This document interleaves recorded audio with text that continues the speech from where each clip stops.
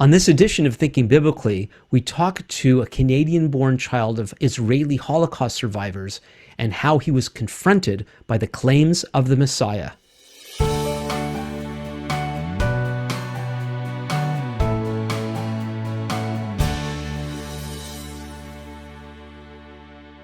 Welcome back to Thinking Biblically. My name is Alan Gilman. Thinking Biblically is a podcast dedicated to exploring how all of Scripture speaks to all of life. Often on Thinking Biblically, we do that by having interesting conversations with people. I hope this one's going to be interesting. I think it is. But just before I introduce our guest in this edition of Thinking Biblically, I want to remind everyone to please subscribe, to share, to review, and to like. That really, really helps. And I'll be sharing how you can contact us later on. But for now, it is my pleasure to introduce you to an old friend of mine by the name of Ben Volman. Ben grew up in a Jewish home in Toronto and came to know Yeshua, Jesus, as his Messiah in 1976. Ben has a wealth of ministry and other experience, including planting and pastoring congregations with Chosen People Ministries. He was the founding rabbi of Congregation Kehilat Eitz Chaim, Tree of Life, and also mentored congregation planters in Winnipeg and Hamilton. All that's in Canada, in case you don't know. Ben has ministered in congregations, colleges, and at conferences across North America, as well as in Germany, Thailand, and the Philippines. His testimony and articles on Israel and Messianic Judaism have appeared in numerous national and international publications. Ben was a senior writer for Faith Today magazine and also the executive director of the Messianic Times, a Messianic newspaper. He is the author of the book More Than Miracles, Elaine Zeidman-Markovic and the Story of the Scott Mission, which won the Presbyterian Church in Canada Academic Prize for History. And oh, look, I have a copy right here. It's a great book. Recommend it. Maybe Ben will let us know how you can get a copy. He has also won 2 National Christian Journalism Awards. Ben has been on the National Board of the Messianic Jewish Alliance of Canada and on the Administrative Committee of the International Messianic Jewish Alliance. He is currently Vice President and Canadian Regional Director with the Union of Messianic Jewish Congregations. Ben graduated from Knox College in Toronto with a Master's of Divinity, which included graduate work in Chicago, both at Trinity Evangelical Divinity School and Spertus College of Judaica. He is also currently in the Doctor of Practical Theology program at McMaster Divinity College. Ben lives in Toronto with his wife Sue and their adult son, Jonathan. Welcome to Thinking Biblically, Ben. Thank you.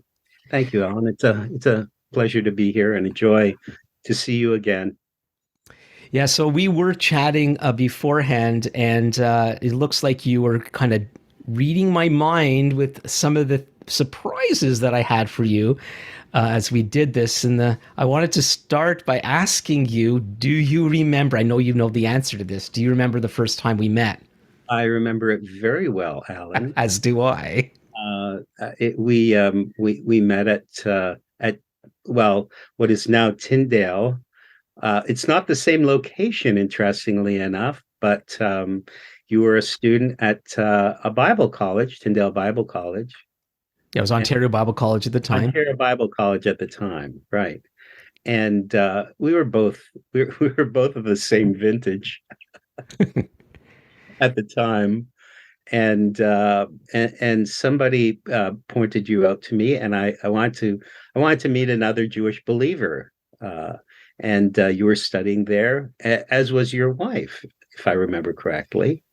Yeah, I can't. That's well. Yeah, she was actually at what it was the counseling training for the upcoming Billy Graham meetings in 1978 in Toronto, and those sessions were at the Bible school Saturday mornings, and both Rob and I I think we were going out by that time, and you and another fellow walked in, and one of my friends kind of knocked me on the shoulder and said, "Hey, Alan, one of you guys."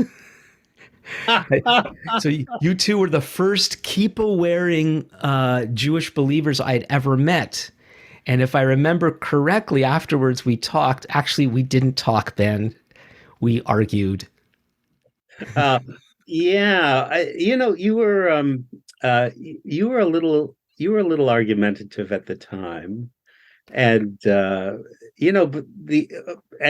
the major issue was Messianic Judaism, and um,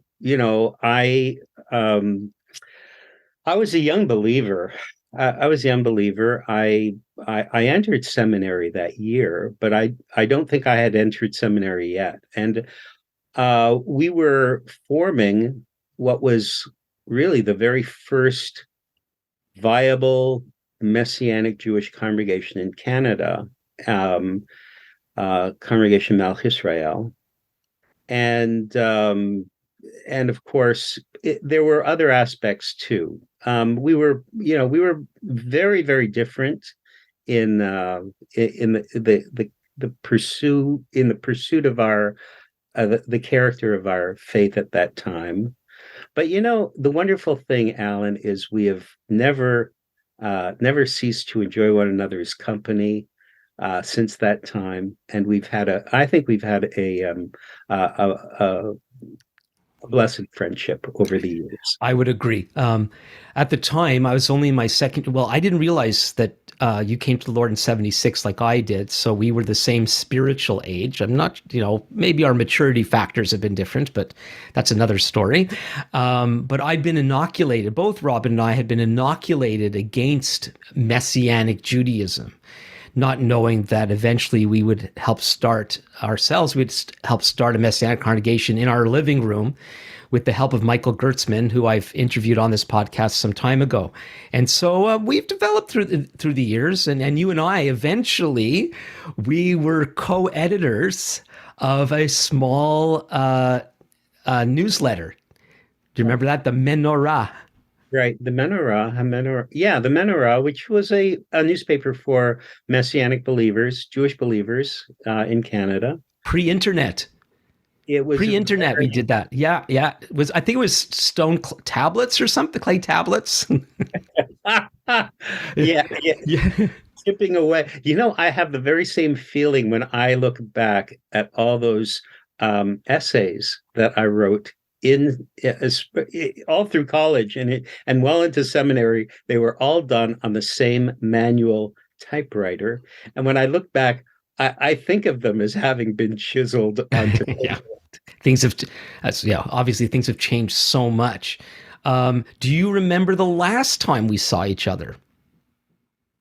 in person. I assure you. In person, yeah. Uh, was it that would have been quite some time ago now. Actually, it was a few years ago.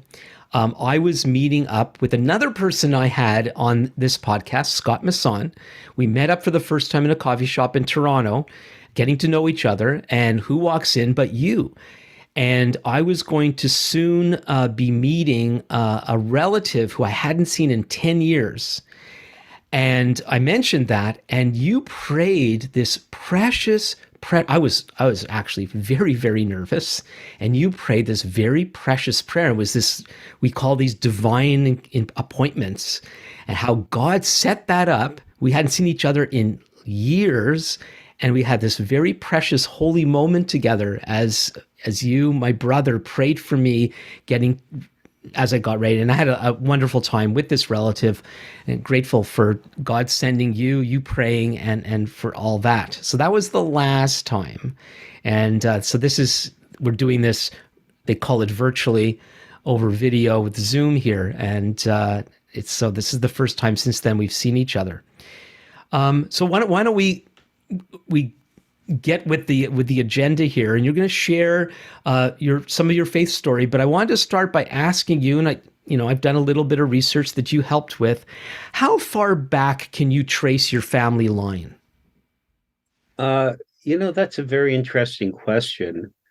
I was in Germany in 2016, where my mother's family is from.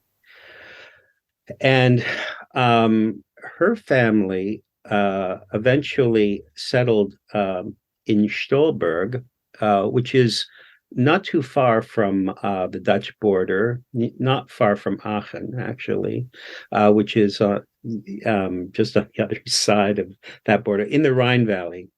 And her family, my grandmother's family, were Jacobs. And there's a whole cemetery in a little town called Longueuil, and this is just outside Cologne, where her family was from. So my grandmother's family was from outside Cologne, Köln, as they say in German. And there's a cemetery full of Jacobs, and the family there can trace itself back quite some centuries. Uh, uh, so I don't know the specifics, but that family goes back quite some time. My father's family was Hungarian, and their family is very, very different. And my grandfather's family, because my my father's family literally all perished in the Holocaust, uh, many of them in Auschwitz. Uh, it's very, very hard to go back. And my father's ability to really share was relatively limited about his family. And I think it was very difficult for him to talk about the losses.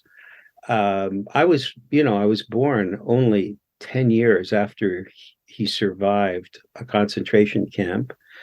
Uh, and so I really can't say how far that family goes back, but they were a very fascinating family on the Hungarian side as well. My family roots in Europe are very different. My parents met in Israel, and my mother's family escaped from Germany to Israel in 1933. Uh, my my grandfather, uh, my grandfather Daniel and his brother Max, they saw what was coming, and they all of them were my grandfather and his uh, remaining brothers. One died in France. They were all German veterans, and but they saw what was coming, and Daniel was he was a very revered man, uh, brilliant. Actually, he was a master painter. Alan, he was the master painter when they built the Hadassah Hospital in Jerusalem. And some of his murals were still around when my late sister visited the hospital. That would have been during I guess, the late 70s. And you know, it's a very different kind of family background. But my parents met in Israel, and my father wooed my mother, who was very Israeli. He wooed her by brilliantly doing what he knew how to do best, which was build anything out of steel. He built a motorcycle, and he wooed her by doing something that very few Israelis were able to do, which was drive all around the country anytime they wanted. And and then um, and then they were married shortly before the War of Independence. Um, and uh, you know, he survived that war.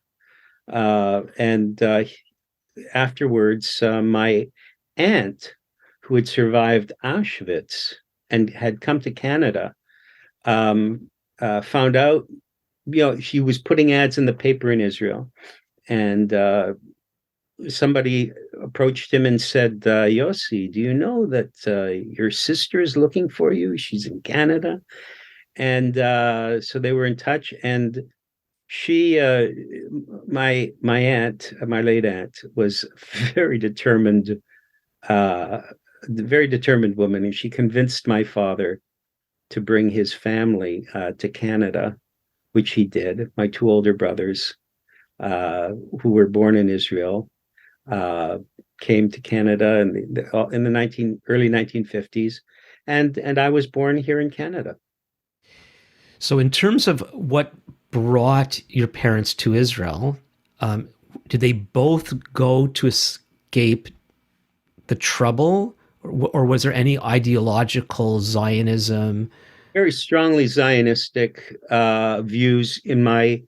It's quite fascinating because um, in my in the case of my mother's family, they really identified themselves as Zionists, and so they were German Zionists. Can you define Zionism for people that Yeah, know they the they word, were but they were committed to a vision of the Jewish people creating a Jewish state in the land of Israel. But their vision of a Jewish state was not a biblical state. They were strong secularists. They were not Bible believers, as it were. More, they were believers in the destiny of the Jewish people to return to their land and rebuild a nation. Um, on the other hand, my father's motivation came after the war. He survived a concentration camp north of Berlin, Oranienburg, in Oranienburg, just north of Berlin. Actually, I've been there, and he. It's a miracle he survived, but he went back to he went back to Hungary to kind of restore his life. Um, he found nothing there, and the country was declining into what would eventually become a communist state. And he owned a business. He was working hard, but he was totally unsatisfied. And then one night, apparently, he heard some people talking about going to Israel. He went to his friend and simply said, I'm going to Israel. I'm selling you the business. I'm going to Israel. That's it." And I discovered a fascinating thing. He was from a town in Hungary called Győr. And I discovered through the internet that the rabbi in Győr, the lead rabbi in Győr, was a very strong Hungarian Zionist. And so I heard a gentleman from Győr, uh, and it was amazing listening to this man. He had exactly the same accent. He was speaking in Hebrew, and it was translated. He had the exact same accent as my father. And he was saying, we grew up in Ur under the rabbi who told us that, the future of the Jewish people was in Israel. And so that was my father's motivation. did they ever regret coming to Canada and leaving Israel? In many ways, there were some really deep regrets, I think, in my mother's life. She would be thrilled to know that she now has many Jewish grandchildren and great grandchildren in Israel through my older brother who lives there and has prospered and been blessed with a wonderful family in Israel. Uh, and I am too. I feel blessed to know that's her legacy as well. I think it was very difficult for my parents. And when they came to Canada, they came to Toronto. They lived in a very middle class, lower middle class. Well, it was really a lower class neighborhood in the west end of the city called Mount Dennis. I was, we lived in tough circumstances. My father really struggled. Uh, uh, Look, you know, my father moved from Hungary to Israel. He always spoke to my mother in Hebrew. Hebrew was the first language in our home. And then he came to Canada and he had to learn English. My father was not a sophisticated intellectual gentleman. He was a hard working journeyman metal worker. Um, and it always fascinates me that both my, you know, my both of my grandparents were uh, they were extremely intellectually minded, but they were both masters of trades. They were masters of their trades, in which they, in which they excelled. And so the fascinating thing is, my father struggled here, but he learned to read an English newspaper and to become highly functional in English, despite all those challenges. So I really have to deeply respect that. I cannot say I've done anything like that language wise. I sometimes say to people, I learned, when I was growing up, I learned what were called three dead languages, and I killed at least two of them. Yeah, well, what a difference what our generation's experience compared to our parents and our grandparents. It's overwhelming to think of those differences. So, how about religiously, spiritually, uh, on both sides of your family? What was that like? Where were they at in terms of religion? Well, that's a fascinating question in certain ways, considering that my older brother is Orthodox, and I'm a Messianic Jewish rabbi. We use the term rabbi now. When even back in the day when you and I first met, Messianic leaders didn't use the term rabbi actually. But we've grown into the term, and whenever I meet people who are familiar with my leadership and uh, and in our circles, we now use that term. But I confess, I mean, I have many, I have years of uh, theological study, but behind me. But it's, I use the term messianic rabbi, but people love to call me Rabbi Ben, so I concede with to that. But the reality is that I grew up in a very secular Zionistic home, and my parents were very Israeli.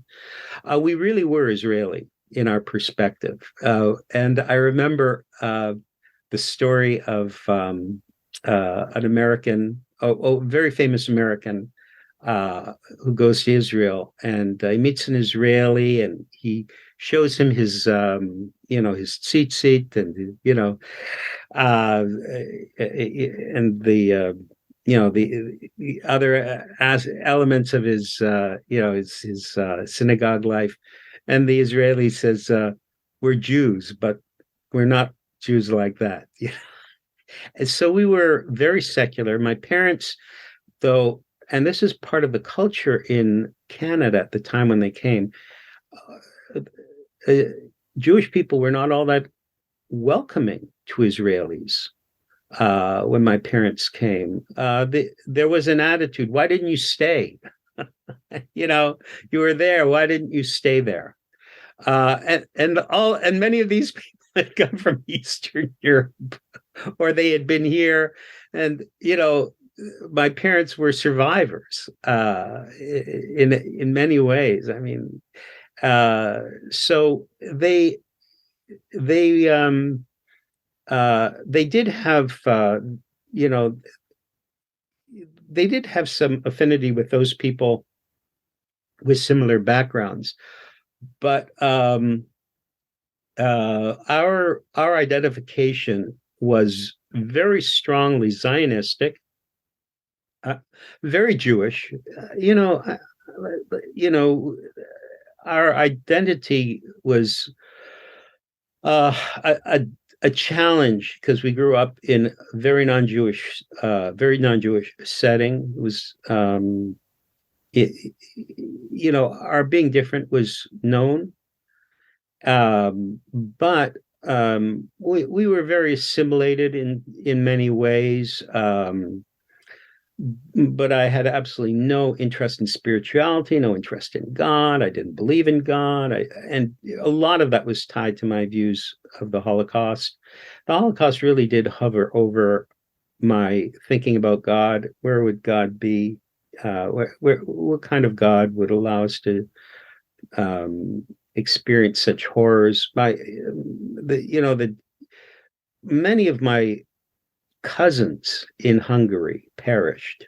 The last of my cousins perished in Auschwitz.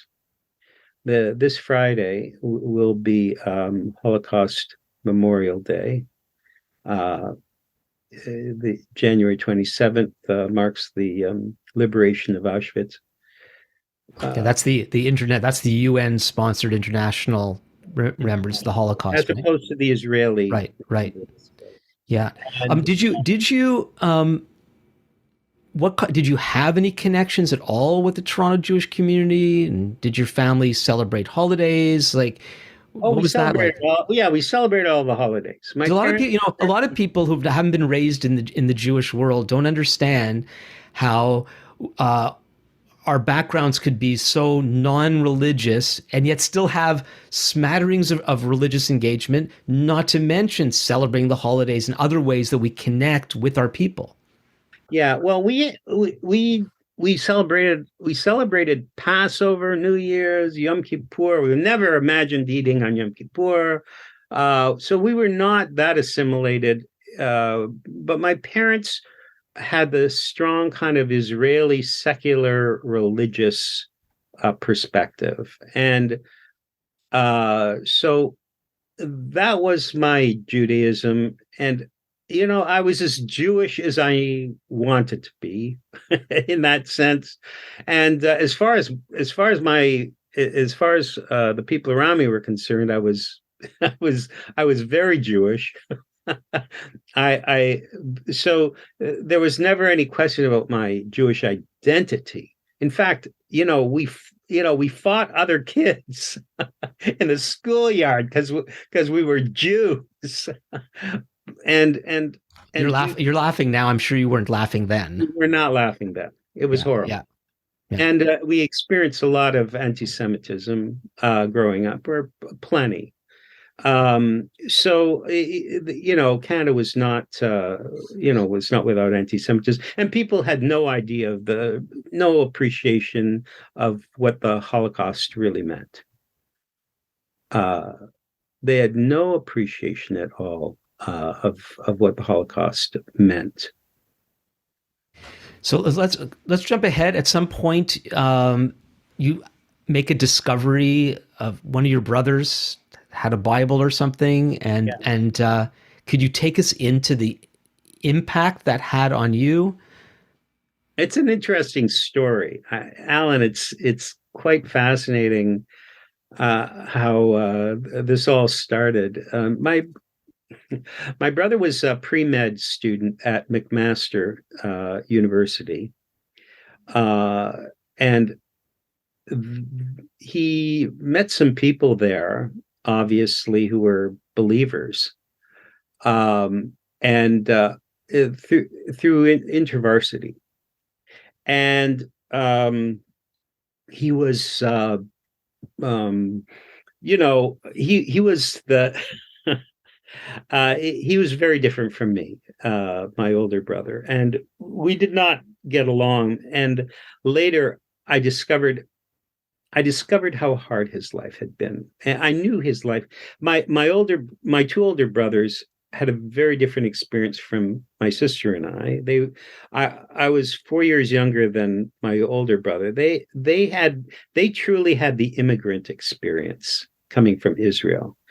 Um, and I I was born here, and I was the pain in the neck baby. for for the two of them. They went through very different experiences, much harsher experiences than I did, and particularly my older brother. And life with my father was very harsh. My father was a very angry, tough man to live with, and we worked very hard. He set up a workshop in the basement. We were constantly working with him. He had been raised to be a metal worker from his childhood, and so were we. But my older brothers experienced it in worse ways than I did. And then my oldest brother went to university. Not directly. He went through the army program. It was a real challenge. My parents had no wherewithal financially. My parents struggled very, very. It was a very difficult financial struggle. But my oldest brother decided to go to university through the army, and he went to the army training program originally to go to university, and then left that. But my older brother, by that time, there were other programs that helped young people go to university, and that was what happened with me. I entered the University of Toronto, and I stayed in Toronto, and I lived at home. My younger sister, she's gone now, but my younger sister was born. She was born just 18 months after I was born. She never went to university. She was a wonderful musician and went off and developed herself as a wonderful musician, and eventually became a highly functional musician and teacher at the Royal Conservatory. But I stayed, and I was studying philosophy at the University of Toronto, and my brother was at Mac, and his university career was winding down because he was not happy. He was not happy being a university student. But one day he came back, and his backpack was lying around, and out of it, literally, was some book. And it was a very beautiful looking book. It was the Anglican Common Bible in paperback form, and if you remember, it had it was a lovely Bible. They had a beautiful cover on it. It said Common Bible on it in gold on a white background. And in those days, most of us, we had old Bibles around, and we had Torahs around. My parents read Hebrew, and we were, my brothers were educated and started to accumulate some books, not that many. But, and of course, my parents had Bibles because, as Jews, they had the Bible, and they were very, very, particular about the Shabbat. My parents were both very particular about the Shabbat, adhering to the Shabbat. So my father would not work on the Shabbat, for example, and Friday nights were particularly very important for Shabbat. So that was very important in our family. And so I'd never seen a Bible like this. But what really fascinated me was it was a whole Bible. It was a New Testament, and it was a Goyish Bible, and it was beautiful. And not only that, but you want to explain Goisha to our audience? Oh, it was Gentile. It was Gentile Bible. Very, very as non-Jewish as you can get, and still be on the planet. Well, what was it doing there? Yeah. I obviously my brother must have been reading the darn thing. And of course, you know what I suspected was that we were going to be doing the usual fight thing, which we did all the time, some kind of argument. And the next thing I knew was going to happen, he was going to look at me and he said, "Do you know that the Bible says?" I knew that this was coming. So I, of course, had to beat him to it. I had to get my own Bible and be able to quote something back at him. That's why I went out and bought a Bible. And I So I said, just so I don't know if this is a gap or whatever. So how did you how did you know he didn't get it to resell it or some? I can't. How do you know that he had any kind of affinity besides the fact that he possessed it? I didn't. Okay, you just so Talked okay. about it. No, we never, we did have a conversation later, which, uh, that's, that's a whole different story. We had a conversation later, but the reality is, uh, this was without any conversation. I never brought it up with him at the time. He would never resell a book. That Okay. was not the sort of thing he would ever do. If it was in his backpack, it was the only reason it would be because he was reading the darn Okay, thing. so you saw the thing and ding ding ding the alarm bells go off and you head to the front lines. Oh yeah, found Okay. a bookstore that sold Bibles. Man, suddenly I discovered there were all these Bibles. And so I went out and got one, and I ended up with a big fat Jerusalem Bible. I love the title. I had no idea it was Catholic.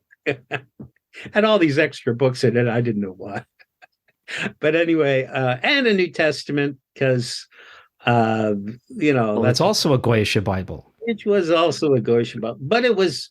The interesting thing was it was a great translation, Yep. and It's it was one of the early modern translations and and those brought to days. you by the Catholics. Yeah, I didn't have any idea what it was. I love the yeah, I love the fact that it said Jerusalem, Yeah. you know. Uh, but the reality was, I didn't know anything about Bibles. I didn't know anything about religion. I didn't know anything. I was a philosophy student. I was studying English. My goal was to become a writer. Yeah, I did, I want to stop you for a second because I find this fascinating. Um, I think I understand it. I'd like to hear from you because it's come up all the way through. We were secular. We were not religious. I didn't know much about religion. Then it's we kept Shabbat. We had Bibles in the house, and strong identification with being Jewish. Fights in the schoolyard sort of thing. How do you explain? We know nothing about religion, and yet you sound more religious than most people all at the same time. well, because Jewish identity can't be extracted from our biblical heritage. The strange reality is that I knew more of the Bible than I would have ever admitted to anybody else. I read parts of the Bible all the time. Uh, I did think about God. I didn't want to have anything to do with Jesus, but I thought about Jesus. I read The Mushroom and the Cross specifically to find out information that would keep me from ever having to worry about whether or not Jesus really was somebody I had to take seriously. Was that a book title? Oh yeah, that was a very famous book of the '60s, The Mushroom and the Cross. I Okay, I'm ignorant. I have not heard of it. Oh yeah, yeah. It's Okay, I'll have to check it out.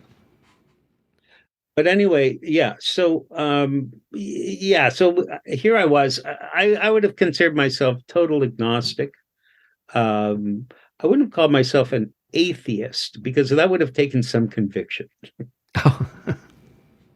Okay, that's fair. But anyway, so that was the context in which I moved in, Yeah, and being so the peoplehood thing, very, very entwined. The Israeli background, the Jewish background, what that means, even though philosophically a rejection of, let's call it Jewish spirituality, yeah, the actual spiritual aspects of Jewish religion, but the outward expressions of it, some of them were precious to you and your family. And then, of course, once you encounter the Jesus factor and the New Testament factor, that calls for a harsh reaction and has well, to be dealt with. this is it. So I and I was you know I was committed to I was committed to literature at the time. I had an excellent education at the University of Toronto in English literature, and I was committed um, to really understanding and reading literature. And the amazing thing about reading the Bible, especially in these new translations, because we were so used to the old King James, it was virtually inaccessible the same way. Uh, but once the Bible was freed from essentially from this New King James, language, it came alive to me. And I suddenly realized, reading the prophets, reading Genesis in language that was poetic and powerful, that this was the book of books. Actually, it's a library. This is the library of libraries. We don't think of it. It's 66. It's not books, but 66 manuscripts, essentially ancient manuscripts, which some of which are book length, and some of which are a page length, virtually or somewhat. But it's a library. We hold an ancient library in our hands, and the immense uh, character quality. You open a book like Nehemiah, and you are immediately immersed in an ancient mindset that you can identify with clearly. This is tremendously penetrating. And for someone who had a dismissive attitude towards God, suddenly I was surprised. This this literature speaks straight to the heart. You you you may have grown up with hearing smatterings of stories or parables or this, that, and the other growing up in this culture. But when you read the story of Jesus in a modern translation, after having read it previously in King James version, uh, suddenly Yeshua, this Jewish rabbi, comes alive, and he's so Jewish. It's so clear. He keeps saying, in truth, and what he's really saying is bemed, bemed, which in Hebrew we always say, it means in truth. Well, But that's actually really interesting. That so you're describing your experience of reading the Bible. You get to the New Testament at some point, and you possess a Hebrew lens that a lot of people don't have, and you're actually hearing the echo of Hebrew while you're reading a modern English translation of a Greek written book, which actually has a very, very strong Hebrew base, and you're picking that up. That's fascinating. yeah, so I was starting to really kind of get that this guy who I had spent my life kind of resisting or kind of dealing with, because you don't as a Jew, how do you deal with Jesus? I mean, you know, they're all walking around saying, "Well, Jesus is God." Well, come on, you and I, as one rabbi, one rabbi puts it, every Jewish mother thinks her son is God. So what's new, right? But the fact is, when you come to grips with this literature, as I did, you are suddenly exposed to a very, very powerful and very potent new way of perceiving what are really the true roots of the what we call Christianity. And I had no interest in Christianity. I was not tying this to Christianity. I was not in any church setting. All I was doing was encountering the Bible. And I was not biblically minded. And at the same time, I was a young man trying to struggle with my own reality, which, as youth is a very troubling time. So, would you say, Ben, that your realization of the truth about God and Yeshua came gradually, or was there an aha moment that you had, that a tipping point, something like that? Yeah, there was a tipping point. I um I was reading something else, and it said, well, Jesus challenges us in John chapter 14, verse 3, where he says, "I'm the way, the truth, and the life. No one comes to the Father but by me." So I was reading that. I went to the Bible, opens it up. By this time, I knew enough, how to find it. And there he is saying, "I am the way, the truth, and the life. No one comes to the Father but by me." I look at that and I'm thinking, I know what he's saying here. Like, okay, the Sermon on the Mount, really, okay, I really love that. But this stuff, I mean, I am the way, Haderach. As a Jew, you know what Haderach is? It's the way. That's Torah, the way, the truth, the life, Chaim. Wow, no one comes to the Father. No one comes to the Father but by me. Oh, wait a minute. That was the end. That was the point at which I decided, I really I had to get rid of this influence on my life, because if you followed this guy all the way, you were you were going to find yourself in territory I was not prepared to do.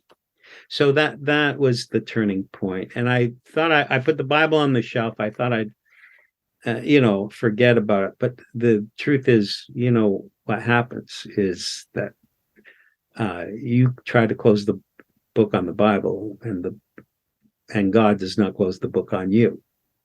I was struggling. I spent the next year really struggling with the thought: is there a God? Is there a God? And suddenly and especially my readings in philosophy, because I was I was reading and had been studying a fair amount of philosophy. And of course, in philosophy, I always thought that modern philosophy would be about being godless, but instead we always talked about God. then I read the Pensée, the brilliant writings of a guy called Pascal, brilliant 17th century French philosopher, who had has a personal encounter with Yeshua.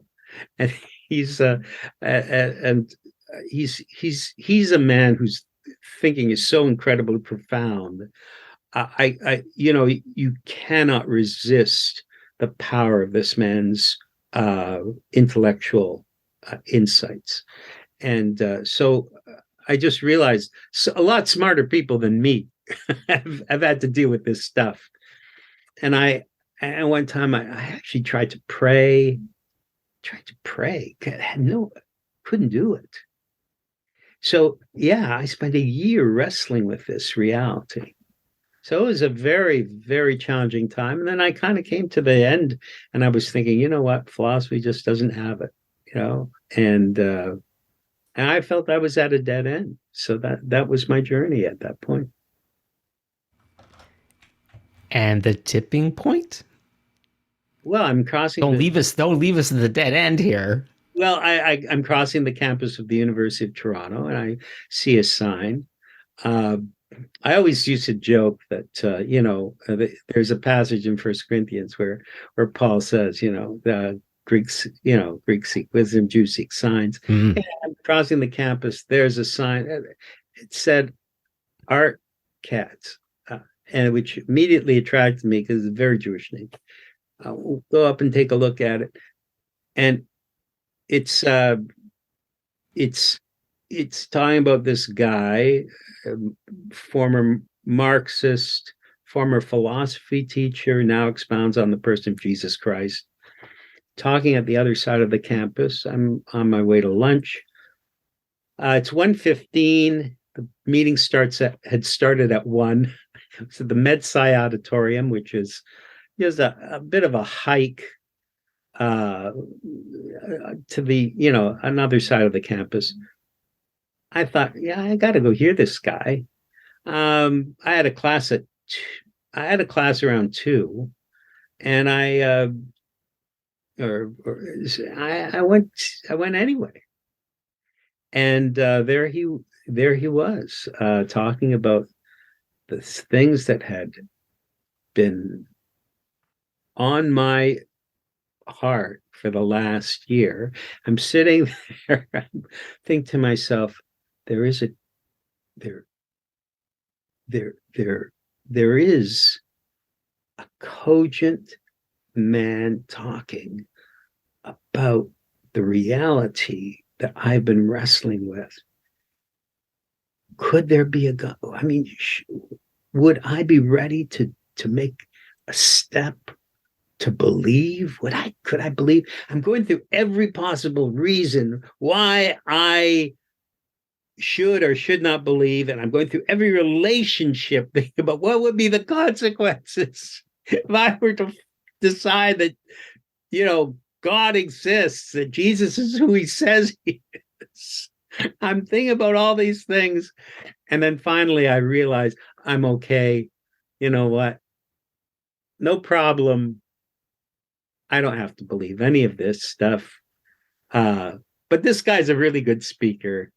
So afterwards, I go up to him and I say to him, Mr. Katz, a very interesting talk, but what about the Holocaust? How can we believe in God after the 6 million? That's that's the cutting edge. I was sure that you know that was the end of the discussion. I didn't have to believe in God because of that. And he looks at me and he says, that's a very good question. And now I have a question for you, young man. And I was young at the time. I wasn't 21. I was 20. He looks at me, he says, what are you going to do about the Holocaust in here? And he points at my heart. This is a man who had thought about this a lot more than I had. And he looks at me with that expression, and we know what's in here. We know what the heart is. I knew what was in my heart. I knew how hollow I was. You know, Eliot has that poem, The Hollow Men. Well, I know what's in there, nothing. And at that moment, I realized I'm no better than anyone who perpetrated the evil that I had been raging against all my life. And it was a young life. But I knew a rage. at that time. And as soon as he said that, I didn't have an answer. I didn't have an answer for him. And I turned to go away. I was facing all my Jewish friends. By the way, all my Jewish friends knew me as the one guy who, after any exposition by their philosophy professor, would stand up and ask the toughest questions. I was actually some of my professors just hated me because of that. But anyway, um, so I'm surrounded by these Jewish friends, and they all see what's just happened, and they're all blank faced, and I'm like, oh, I haven't got it.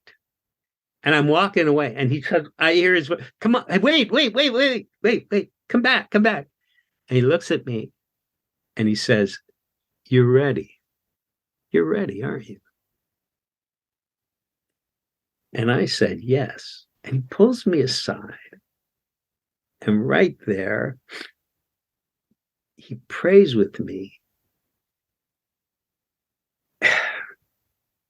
And he prays in Yeshua's name. And the peace of God falls on me like I have never experienced it. It's really peace with God. And I had never experienced it. I had never known anything like that. That's amazing.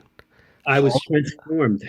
Holocaust of the heart, and that Yeshua provides peace in the midst of such intense rage. That's wonderful, and it's also so profound. Wow. Well, we probably should be wrapping up. I have so many more questions I could be asking you, but let's see if we can close with this one. What was your family's reaction to all this? Well, I never talked to them about it for a while. Well, that's easy. We can go on to the next question then. No. Tell us more. Well, here's what happened. Um, I uh, I didn't talk with anybody about it. I wrestled with it for many, many months, and then after about 6 months, I and I was in correspondence with by snail mail with Art, and he asked me to come and join him in Minnesota. And I did. I got on a bus. I was 20 years old. I got on a bus. I went all the way from Toronto to Minnesota, and I was carrying a backpack and a knapsack. That was it. And I went to Minnesota, and I was immersed there. And I came back to Toronto, and I joined a group of young guys. I didn't talk to my parents about any of this really. And then Are you saying they didn't know why you went to Minnesota? yeah, they didn't know. They didn't know. I just Okay. said, I'm going out to see I'm going out to see a buddy in Minnesota. Well, what about your schooling? What are you going to No, do? no, this Never mind. How are you going to eat? was the summertime. I was Okay. working. Oh, I okay. always Okay. worked. I was working. I was working on my own. I had my own money. I did my own thing. Okay. So I was used to doing my own thing. It was, and months after that, my mother says to me, "What happened to you? What happened to you?" So out of the blue. Yeah, she just Okay. says, "What happened to you? You're different. You're different. Everything's different about you. What happened?" And I said to her, "Well, Mom, I believe Messiah has come." And she said to me, "The way you've changed, Messiah must have come." Wow. Is that a direct quote? Wow. My mother became a follower of Yeshua on her deathbed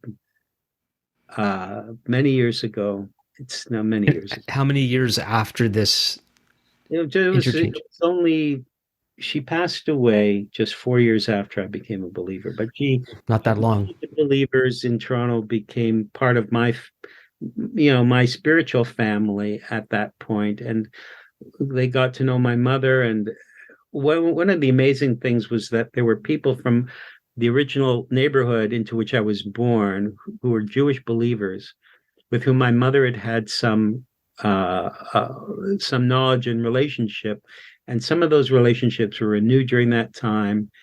And they reached my mother, and she became a follower of Yeshua, and she really opened her heart to God before she passed away. My Wow. father had a very different experience, but he became a much more spiritual man in his later years. Um, he knew what I believed. All my family, became very familiar with what I believed.